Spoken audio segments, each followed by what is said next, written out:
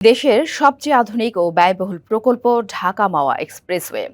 তবে আধুনিক এই সড়কেও নিশ্চিত হয়নি মৌলিক যাত্রী সেবা। মুন্সিগঞ্জের গুরুত্বপূর্ণ মাওয়া প্রান্তে নেই নির্ধারিত বাসস্ট্যান্ড। ছড়িয়ে ছিটিয়ে কয়েকটি যাত্রী ছাউনি থাকলেও অনেকটাই ব্যবহার অনুপযোগী। রোদ বৃষ্টিতে কেবল বিড়ম্বনায় সঙ্গী সড়ক ব্যবহারকারীদের।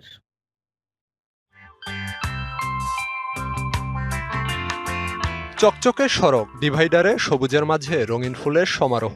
দক্ষিণাঞ্চলের প্রবেশদ্বার ঢাকা মাওয়া এক্সপ্রেসওয়ে দেখলে প্রাণ জুড়াবে যে কারো। এই সড়কের প্রতি কিলোমিটার নির্মাণ ব্যয় প্রায় ২০০ কোটি টাকা। তবে এই প্রকল্পেও উপেক্ষিত যাত্রী সেবা।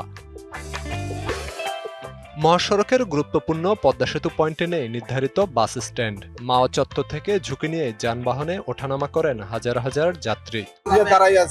এখানে যদি একটা বসা যায় যাত্রী এইভাবে দাঁড়াই থাকতে জায়গায় একটা স্ট্যান্ড দিলে যাতে ভালোভাবে মানুষটা উঠে ভালোভাবে যাইতে পারে। আমাদের একটা আবেদন, এখানে কাউন্টার হোক, আমরা সবাই যেন সুন্দরভাবে যাত্রী আমরা করতে পারি।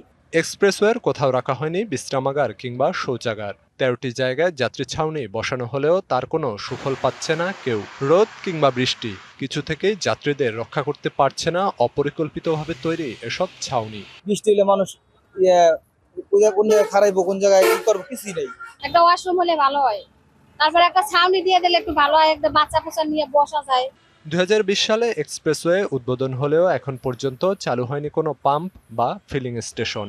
আছে সড়কের নিরাপত্তা নিয়েও নানা অভিযোগ। নগদ নিয়ে এলো হার না মানা হার অফার। সর্বনিম্ন ১০,০০০ টাকা রেমিটেন্স নগদে পাঠালে থাকছে স্বর্ণের হার জেতার সুযোগ।